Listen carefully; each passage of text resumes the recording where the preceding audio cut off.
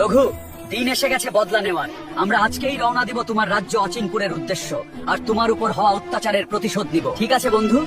আর রাজ্যের পণ্ডিতের কাছ থেকে নাগমণি উদ্ধার করে তোমাকে অভিশাপ মুক্ত করার দিন চলে এসেছে। তুমি মুক্ত হবে বন্ধু। আমরা দুজন মিলে অচিনপুরের গিয়ে সব হিসাব নিকাশ শেষ করব, আর তোমার মাকেও অন্ধকার কুঠুরি থেকে মুক্ত করব। আমি উড়ে যাব, তুমি আমার পিঠে বসবে। আমি তোমাকে নিয়ে উড়ে উড়ে অচিনপুর রাজ্যে পৌঁছাবো। ঠিক আছে বন্ধু, তাহলে চলো আমরা আজকে এখনই রওনা দেই এই অচিনপুরের উদ্দেশ্যে।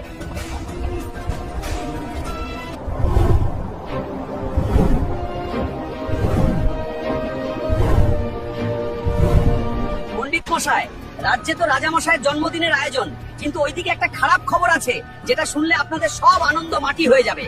কি হয়েছে তান্ত্রিক বাবু? আপনাকে এত চিন্তিত দেখাচ্ছে কেন? কি খারাপ খবর? তাড়াতাড়ি বলুন আমাদেরকে। রঘু একটি সুপার পাওয়ারওয়ালা দানবের দেখা পেয়েছে। তারা দুজন রাজ্যের দিকে এগিয়ে আসছে প্রতিশোধ নেয়ার জন্য।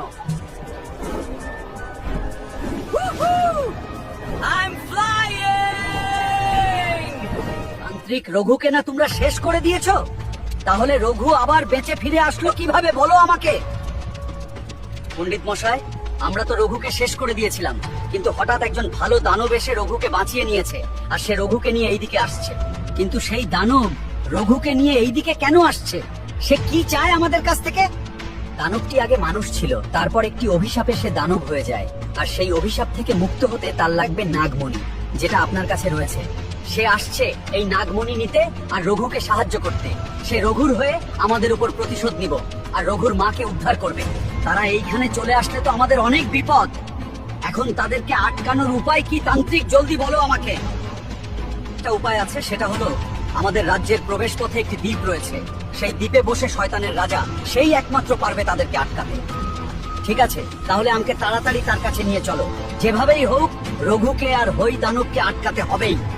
ঠিক আছে পণ্ডিত মশাই, তাহলে আজকেই খুব গোপন ভাবে চলুন ওই শয়তানের রাজার কাছে। আমি আর আপনি ছাড়া আর কেউ যেন না জানে।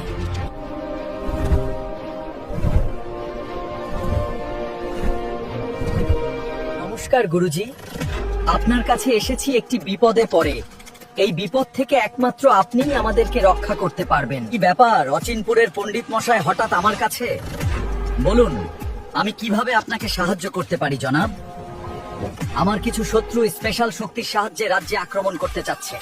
তাদেরকে আপনি একটু রুখে দিন, যাতে তারা রাজ্যে প্রবেশ করতে না পারে।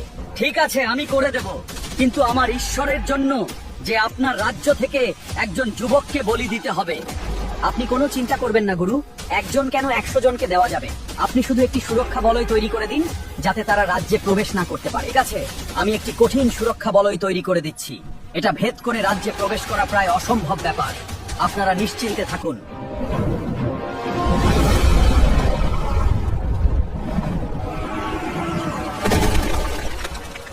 ওই তান্ত্রিকের পণ্ডিত মিলে নিশ্চয় এইখানে একটি শয়তানের অদৃশ্য বলয় তৈরি করেছে। এইটা ভেদ করে যাওয়া আমাদের পক্ষে প্রায় অসম্ভব। এই পাথরটা আমাদেরকে এই জায়গা থেকে মুক্ত করে নিয়ে যাবে। এটি হলো মরুভূমির সর্বশক্তিমান পাথর। পরবর্তী পর্বে এই পাথর ব্যবহার করব। যারা পরের পর্ব দেখতে চান তারা ভিডিওতে 20,000 লাইক কমপ্লিট করে কমেন্টে লিখুন নেক্সট পার্ট।